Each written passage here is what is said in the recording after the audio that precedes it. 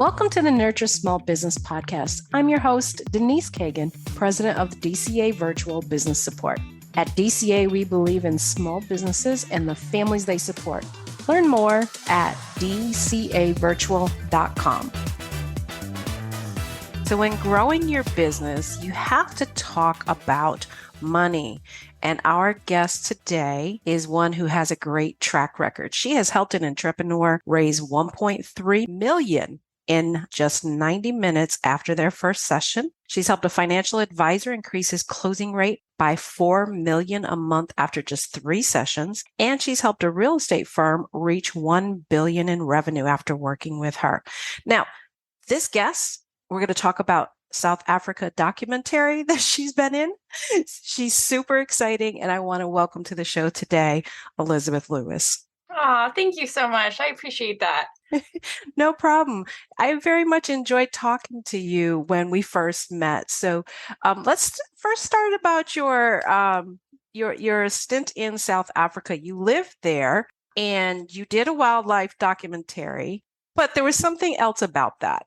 Yeah, I only lived there for about 40 days because I had to leave due to some riots, but it was my last stint in production. I was just like not liking production. I didn't enjoy it. And when I was there, I just started to connect the dots of like maybe what would be more beneficial. And I realized I had some trauma that I didn't know I had gone through. That was when I learned like, oh, my life is not normal. I'll put that in air quotes. And it was like, let's deal with this stuff and get healthy. But it was an extraordinary trip. Okay. And didn't you have an incident with a lion? It's actually a really funny story. And it sounds so horrible, but part of me kind of wishes it happened, knowing that I would have been safe. But so I was on top of the Land Rover filming the lions, and the cubs were very curious. They were about a year, maybe a year and a half old at this time. And the cub was about to jump on the hood of the Land Rover, and I'm on top of the very top of the Land Rover, and mommy starts running really fast and aggressive. And you don't worry about the cubs, you worry about mommy. Mm-hmm. And at that point, Etienne, my ranger, he goes, Liz, don't move. And so I'm like, okay, not going to move, right? Then I get the worst Charlie horse in my hip. And I go, oh, great. I'm 24. This is where I'm going to die. And thankfully, we sprayed some pepper spray for them to smell it and they'll go away if we can get the cue right. And I was just like, man, if I had been attacked by a lion, that would have been awesome had I survived. Because I've been like, screw your shark bite. Look at my lion scar. Incredible story. Incredible. So you said something that leads me into, I know you work with high performers and you work on a lot of things. Part of it is the warrior champion mindset, but you also help work through traumas. And you just mentioned that. So talk to me about it. Yeah, I mean, so for me, my trauma started at age 7 when my dad suddenly died. And then unfortunately, most of my family died. And then my brother was very, very violent towards me, tried killing me my whole life, to be completely blunt. I'm grateful for it now, made me stronger. But that's when I started to experience lots of abuse. I've experienced sexual, physical, verbal, psychological, sexual abuse from more than one person. And unfortunately, when you have trauma, it rewires your brain, and it rewires your brain in an aspect that's not healthy and that's not safe for your human development and your psychological development. And so that's actually how I fell into this field, because I kept going to therapists to try to get over my trauma. And instead their mouths would drop and be like, wow, you went through all that? And I'm like, great. Yeah. Like, cool. Like, don't care to talk about it, care to figure out how to get over it, how to change it. And no one could tell me. So I started doing my own research. I got 1 master's for it. And then I learned how to rewire your brain when it comes to trauma so you can start to heal and move forward. And I bring that into my practice because a lot of the things we struggle with as humans do go back to our childhood. And sometimes there's trauma. And so we have to learn how to sort that out and heal from it. So when you talk about rewire your brain, it's more than just mindset. It's actually neurology. Mm-hmm. It's like literally rewiring your brain. Like it's like when you drive your main path to the grocery store or whatever, it's like choosing a different route and making that the new normal. So where did you study? How did you talk a little bit about that? Because This is really fascinating to me. And I know our listeners, they're all business owners. And if they're anything like me, they probably developed a few bad habits that we'd like to get rid of. Oh yeah, yeah. Who doesn't, right? So in 2017, I had no immune system. My body was very much shutting down because this is what trauma does, Mm. unfortunately. And my functional doctor at the time gave me a program called Dynamic Neural Retraining System. And I was like, okay, whatever, I'll take it. And I started to learn some of the basic neuroplasticity principles. And that's kind of when everything started to change for me. I've always been obsessed with neuroscience and I'm very analytical. Like I need to know how things work before I buy into anything. Mhm. And so when I started practicing and doing what this one training told me to do, I started to see growth pretty quickly. And then I started to study even more about how do you rewire your brain. And it's very, very simple. It's actually so simple, it kind of like hurts your brain. But part of rewiring your brain is changing your vocabulary. That's the number Ah, one thing you have to do. Stop talking about what you're talking about. Get a whole nother vocabulary is step one. Then it's getting really clear on who you want to be because we need that visualization. We need to know like where are we going? Because if you don't know where you're going, it's gonna be really hard to get there. And then there's a lot of things you can do when it comes to like when memories come up, especially if you struggle with PTSD or complex PTSD, to start to starve and suffocate those neurons so that you can move towards a new direction. So there's techniques that you can do, but at the end of the day, neuroplasticity is about being focused, having that attention to always be consistent with it, and then repetition. Everything comes down to repetition at the end of the day, and really having that willingness to keep moving and visualizing it. And sometimes you feel insane because you have to go against your somatic feelings. So you feel like you're almost lying to yourself, but we're really just creating new pathways to have a better life. okay. So define somatic feelings. Yeah, oh, sorry, bodily sensations. So like that anxiety, that fear, like if you've ever had a headache and you tell yourself you don't have a headache, like it's kind of like that type of scenario, right? You're going against what you feel in your body. Ah, interesting. I had a guest the other day who was describing a scenario about money, actually. And as she was describing it, my emotions, just as she was describing it on the podcast, was anxiety. And Oh, I'm not a highly anxious person. hmm. So that was kind of weird. Yeah, So yeah. you would explore things like that. Yeah, explore things like that. I mean, this is where exposure therapy can be great too for healing from trauma because you're exploring stuff. So I'll give you one for where I had a weird sickness in 2019 that made me shut down my practice for a little bit because my brain felt like it was literally on fire, and I was headed to Johns Hopkins to figure out like what's going on. It was so painful that I was like, okay, I've just got to figure things out, and I started to study how to rewire your brain when it comes to symptoms. Because what you have to remember with sickness, 98 to 75% of all mental and physical illnesses really come down to your thoughts. Only 2% to 25% are due to genetics and the environment. So sickness is really about your psychology and the manifestation of like deeper soul wounds and stuff like that. And when I would have this pain, I would tell myself I'm healed. I feel great. I'm doing things that I love. Nothing bothers me. So you feel like you're insane because you have this excruciating pain in your head, but you're talking a different route. And in time, I actually walked out of that and ended up walking out of an autoimmune disease too. And I get tested every year to make sure I truly don't have one anymore. And just doing things like that and visualizing my success and living in that present moment and working towards a goal that I had in that approach aspect in that positive way, in time, I walked right out of it. And I've helped other people do the same thing. I mean, even with like, if you're allergic to perfumes, like your brain goes the direction of your thoughts, and people don't realize this. Yeah, no, it's very true that you think your reality. We talk about that on my team. Things we're careful about how we word things with marketing and things that go out. It's like, hey, this sounds negative. Let's twist it around and make sure we can say the same thing from a positive angle. And it's always a struggle actually with marketing because some of the research there suggests that negative angle gives you better results. Mm-hmm. Mm-hmm. The And fear driving. right, because you're playing towards those natural feelings that people have. So let's jump back to the first example that I gave of one of your successes. You had an entrepreneur that you worked with who raised 1.3 million 90 minutes after your first session. Of course, keeping confidentiality. Can you Yeah. talk about that? Yes. So he's one of my favorite clients. And I'll have to say, if you've ever seen the show Billions, I do a lot of what Wendy Rhodes does, the performance coaching. And so he wanted someone like that, and he was really gung-ho for it. So I have to acknowledge his willingness to listen and trust me, because it's very imperative when you work with a therapist or a coach. And all we did is we just talked about, what is it? He needed to raise money quickly. And we just talked about, like, what do you need to do? Who do you know? What's the mindset you need to be in? And I just worked on like pumping him up, getting his strengths together, encouraging him, leveraging some optimism cognitive skills, because you have to remember that to develop optimism in the brain, that's a whole different set of cognitive skills as like defeating depression or sadness. It's two different worlds. We talked about, worst case scenario, just to prepare him, because he was a little bit more of that anxious individual, but we really focused on the goal. I mean, I think we had like a 90-minute session before he had this phone call. And I think he called 3 people and ended up raising that much money, which is insane to me, right? Like, that's awesome in that aspect. And it was really more about the interpersonal skills too, kind of going back to, words matter in marketing, of what are the words that we need to communicate to the people in order to get that positive feedback. There's lots of psychology, and social media uses this, lots of psychology that you can use to get people to do what you want them to do.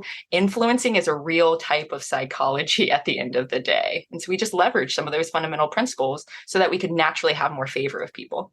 So positivity is basically a skill that you can work on and do exercises like you would if you wanted to build your biceps. Yeah, in fact, that's the brain in general. Use it or lose it. Yeah, 100%. And unfortunately, most people have overdeveloped, I believe, the right side of their prefrontal hemisphere, which means it's going to be overly negative, and you're going to live more of an avoidant lifestyle. And so your amygdala becomes extremely dominant. And when your amygdala is dominant, you're in trouble because you're in survival mode. You're not in your prefrontal cortex, which makes us human, which makes us make good decisions. And survival mode is that flight or fight, and it creates stress, cortisol, weight gain. Am I on the right track with that? You nailed it. And here's the freaky part. It also changes the way your brain is wired. So we're supposed to be wired prefrontal cortex to our limbic system, where your amygdala lives. Unfortunately, when you have trauma, or you're constantly in survival, or you're in stress, it goes limbic to prefrontal cortex. And that's not the correct wiring. And unfortunately, the amygdala, when it's been enlarged, because we grow the places in our brain that we use the most, it can detect a threat in less than a nanosecond. Mm-hmm. And that is a nanosecond that can lead you down the wrong path quite quickly. And honestly, that had to be there because that's how our ancestors survived. But we're in a very different world, and the stressors are very different. We don't have, well, you might have lions coming at you, but most of us don't. I don't anymore, but it was fun. It's a great story, right? Like, I almost got mauled by a lion. Absolutely. So tell me a little bit more about the work and, the process that you take people through to do that rewiring. So first, I have to have a consultation, in the sense of I got to listen to like what's going on with that person. This is where I focus really intently on their linguistics, because I'm trying to figure out, where is their brain impoverished? Because I've got to figure out those regions so that we can start to feed those areas to create at least a more healthy and balanced brain. So big picture, I'm listening to avoidant speech and approach. I do assessments to make sure that what I'm seeing and what they're saying is congruent, because there's many times where I've had clients and they're telling me A, B, and C. They go through all these assessments and I'm like, you have no idea who you are, do you? This is the biggest issue. Like, you're not congruent. Like, you are so in your shell. And then I listen for like codependency and other areas that are really going to stunt a human's emotional intelligence growth. And then from there we tweak. I want to make sure what their goals are too, so I can move forward. But I'm a little different than some of the average coaches and therapists out there, because I really partner with my clients, because life happens outside of the sessions. I'm sorry, you're not going to get much done in a session. There's 168 hours in a week, give or take. And so if I see you for 1 hour, I'm competing against 167 hours of where you're doing I have no idea what. So the chances for your changing is really slim, quite frankly. And so this is why my clients like me, because when you have a dilemma or when you need something, you can reach out and you can call me and we can do it right then. I also help them learn their thinking errors, because 90% of our thoughts are the same every single day. And 80 to 99% of those thoughts can be negative. That's awful. Like, we've got to change the narration. You got to think about something better. And then I teach them some cognitive skills and, optimistic cognitive skills and performance therapy. A lot of people don't know how to think like a champion. I mean, I really didn't until I had the privilege of working with some amazing professional athletes. And I've worked with I know a few people that is like the 1% of the 1% of Delta Force. And holy crap, their psychology, it's like they walked out of a champion psychology or warrior psychology textbook, because it's insane how they think compared to the average person. And so I try to tweak everyone's brain to be more hopeful and positive and not worry about the negativity, because most people live in the future or live in the past. You can only make decisions right now, though. Absolutely. I totally agree with that. As far as the Delta Force, I mean, that's a requirement for them. I work with some military nonprofits, and, the elite, they are trained very differently. Isn't it amazing? It's very much just like, whoa, fascinating. It's very fascinating. And, we know through MRIs and just neuroscience research that some of these elite military individuals, their brain depicts fear differently. Like, where fear would register in their brain, it's wired differently. And so if we know that the brain is plastic in the sense that we can rewire it, then we can take all of these traits of other people and implement it and then go that direction. It's going to take time, but you can tweak your neurology. We've proven this. I love it. So the first thing you do is obviously a consultation, figure out where they are, and take them through some exercises. Can you give me an example of one thing our listeners could do today that could help them? Yes. I wish more people would do it, but they don't. So I call it the I am challenge. And what you do is you write down your ideal self in present tense. So you would say, I'm loving, I'm a billionaire, I'm awesome, whatever your examples are, right? And keep it really short. And you want to remove all constraints like time, money, and skills. And you want to write down that list so clearly that, like, the neighbor you've never talked to before, when you talk to them, they get that clear imagery of what you want to be. And then you think about it every single day for 180 days straight for an hour a day minimum. The brain's a muscle. This is mental training.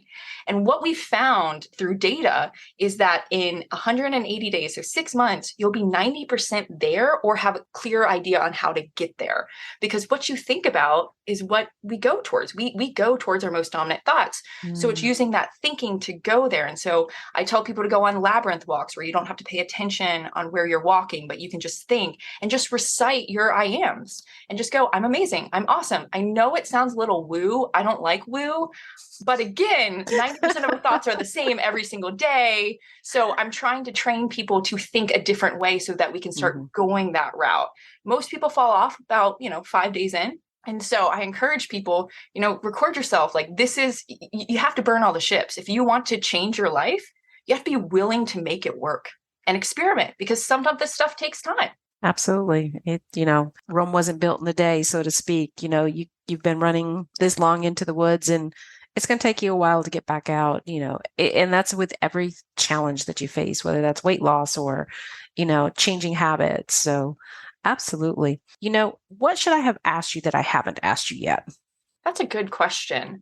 Let me ask you this. What is a consistent question that your listeners are always wanting to know or get better at? So they're always concerned about growing their business. So maybe let's say, how can they apply this to success in their business? Well, I will tell you, just statistically, is to make sure you are optimistic. A lot of people are not optimistic, or they say that they're realists, which really just means you're a pessimistic. I mean, I'm just putting it out there. But when you're optimistic, naturally, you have more trust. And people who have high trust, companies are reporting 74% less stress, 106% more energy at work, 50% higher productivity, 13% fewer sick days, 76% more engagement, 29% more satisfaction with their lives, and 40% less burnout. So my number one tip for people is to learn how to be optimistic, because that's going to increase your trust, which actually increases your business productivity and growth. That was well said. Thank you. You're welcome. So Elizabeth, how can our listeners find you after today's conversation? Yeah, they can go to my website, elizabethlouis.com. I'm also very active on LinkedIn, and I do have a free call to action for them if they want to learn their performance development assessment. So this performance development assessment is what I use with all of my clients, and it scores you in 23 personality traits. And these traits are really important to know because you can see, like, where is your trust right now? What's also pulling on your trust? Because there's certain psychometrics we have to be successful, especially as entrepreneurs or in business or what have you. And they can go to elizabethlewis.com/performance dev ass. I didn't think about this link when I created it. Which is okay. We're going to make sure it's in the show notes so that people can find it. Yeah, awesome. All right, Elizabeth, thank you so much. I have very much enjoyed talking to you today. Oh, thank you so much. This was a delight. Thank you for joining me for today's Nurture Small Business podcast, where the focus is on business growth, technology, and people strategies to help your business thrive. At DCA Virtual Business Support, our focus is making your business operations run smooth so you can focus on growth. Reach out to me at Denise@dcavirtual.com if you'd like to learn more.